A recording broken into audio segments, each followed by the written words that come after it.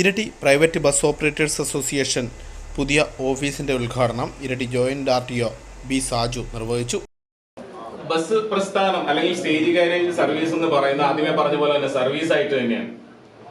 അത് കോവിഡിന് മുന്നേയും കോവിഡിന് ശേഷവും എന്ന് പറയുന്ന രണ്ട് തരത്തിലേക്ക് മാറിയിട്ടുണ്ട്.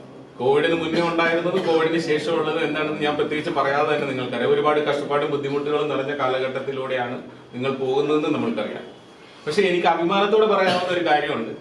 കണ്ണൂര്, തളിപ്പറമ്പ് ഇതുപോലെയുള്ള സ്ഥലങ്ങളിൽ മറ്റു പലയിടത്തും വർക്ക് ചെയ്തെങ്കിലും പരാതിക്കിടയില്ലാത്ത വിധം ആളുകൾ ഉണ്ടാവും, ബുദ്ധിമുട്ടാകുന്ന അല്ലെങ്കിൽ പ്രശ്നങ്ങൾ ഉണ്ടാക്കുന്ന അല്ലെങ്കിൽ പരാതിക്കിട വരുത്തുന്ന കുറച്ചു പേരെങ്കിലും ഉണ്ടാവും.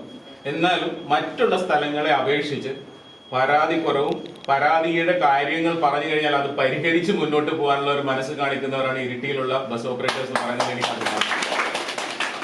ഒരു കാര്യം, നമ്മളുടെ ഓഫീസിൽ ഒരു പരാതി എത്തുമ്പോൾ ഇങ്ങനെ ഇന്ന വണ്ടിയെ കുറിച്ച് ഇങ്ങനെ ഒരു പരാതി ഉണ്ടാവണുണ്ട്, ശ്രദ്ധിക്കണം എന്ന് നമ്മൾ ആദ്യത്തെ പടിയായിട്ട് പറയുമ്പോൾ പോലും അത് ശ്രദ്ധിച്ച് പിന്നീട് ഒരു ഇഷ്യൂ ഉണ്ടാവാത്ത രീതിയിൽ മുന്നോട്ട് കൊണ്ടുപോകുന്നുണ്ട്. അതിൽ വളരെ സന്തോഷമുണ്ട്. അതിന്റെ ഓഫീസിലെ എല്ലാ ഓഫീസേഴ്സും പ്രത്യേകമായിട്ട് എന്നോട് പറയാറുണ്ട്.